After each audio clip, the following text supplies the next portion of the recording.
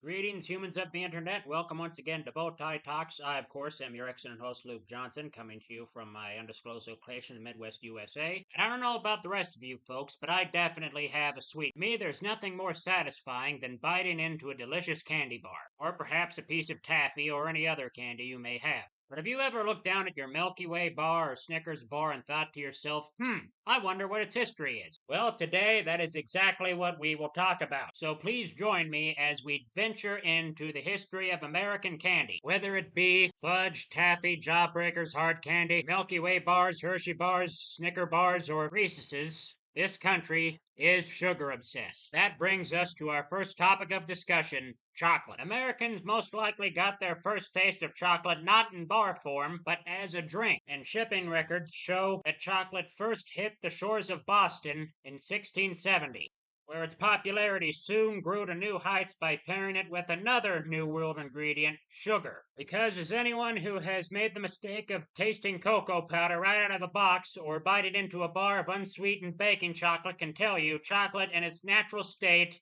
is extremely bitter. And when it was mixed with sugar, people really started taking notice. However, the chocolate they were drinking does not bear much resemblance to what we now think of as chocolate. The chocolate was sold in large brick forms, which someone would have to break chunks off of or grate into a powder, which would then be mixed into hot liquid. The manufacturing process of the large bricks of chocolate also didn't bear much resemblance to the current manufacturing process of making chocolate. Colonial chocolate was often made in mill towns such as Newport, Philadelphia, New York, and Boston.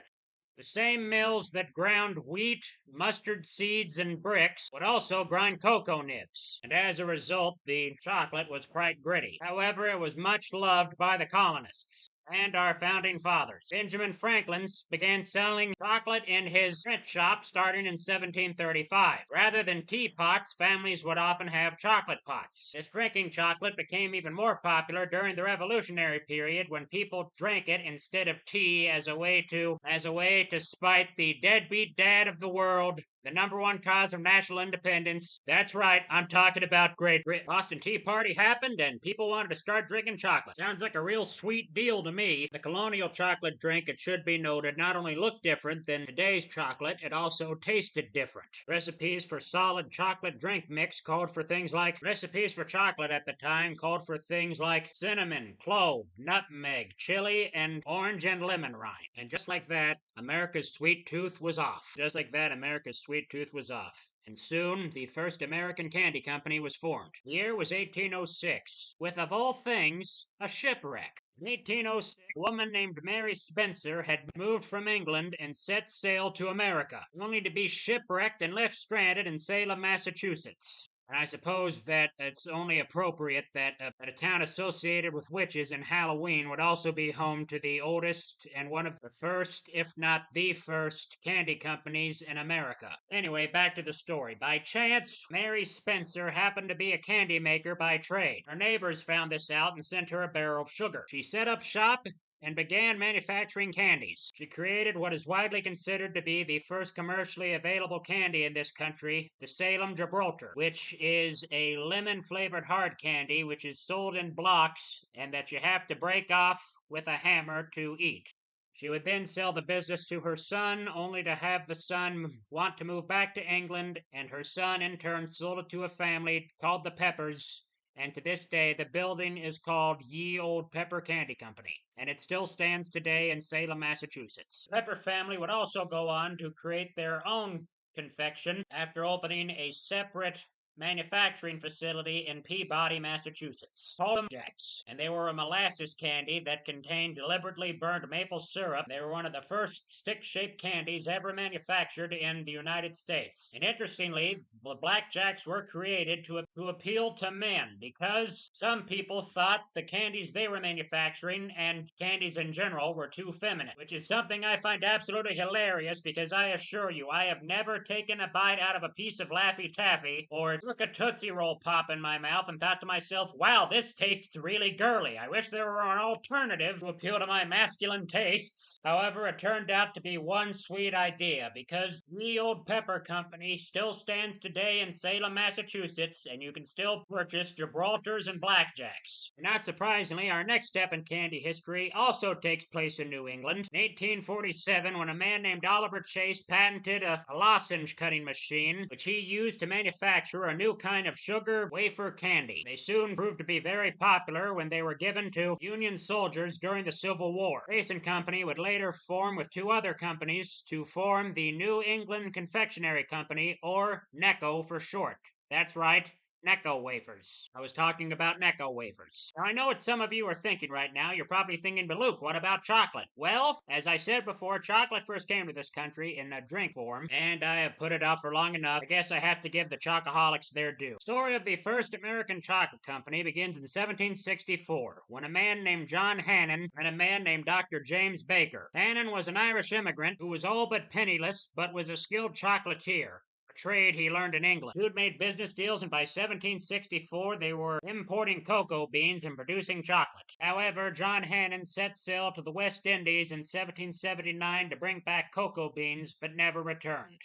Hannon's widow sold the business to Dr. Baker, and the company was renamed Baker Chocolate Company. The company's first product was a square of chocolate that was to be used to make a hot chocolate drink. Then in 1850, a man named former employee of the Baker Chocolate Company left the Baker Chocolate Company to form his own company, produced a new form of chocolate that had a higher sugar content and was therefore sweeter. And it should also be noted that at this time, all chocolate was dark chocolate.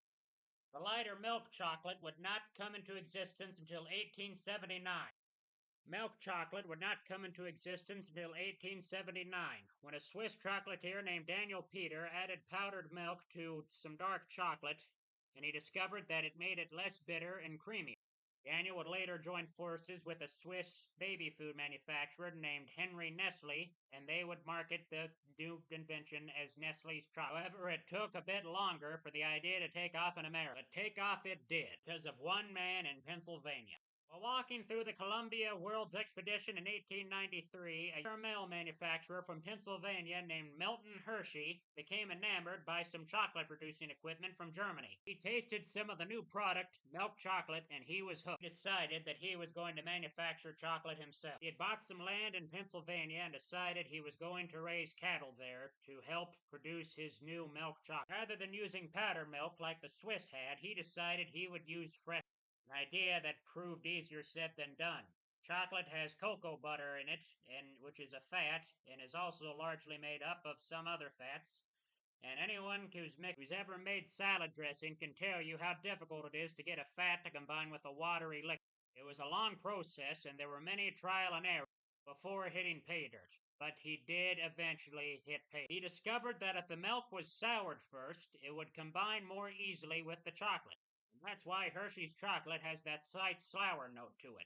Excuse me, slight sour note to it. Man, that is difficult to say. And so America had its first milk chocolate bar, and we've been eating ever since. And this new chocolate led to a new invention, candy bar. And it just so happened that one of the first was taking place practically right in Milton Hershey's backyard. In 1922, an employee of Hershey decided to coat some peanut butter in Hershey's chocolate and sell it, and he had good reason to. The man needed to find some income. He had a growing family, and he must have really loved his wife, because all in all, they had, get this, 16 children. That man's name was H.B. Reese, and his creation was the Reese's Peanut Butter Cup. They would eventually hit the market in 1928.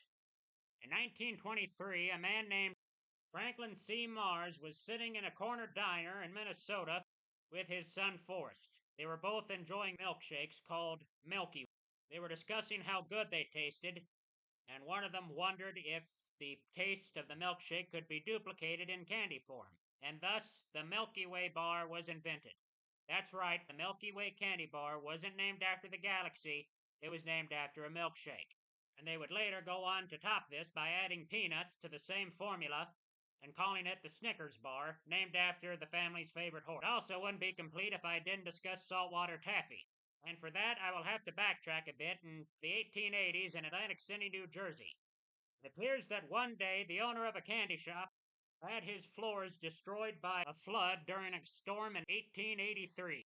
The storm had soaked all the taffy in salt water. The owner jokingly told a customer that the only taffy he had was saltwater taffy, and the name ended up sticking.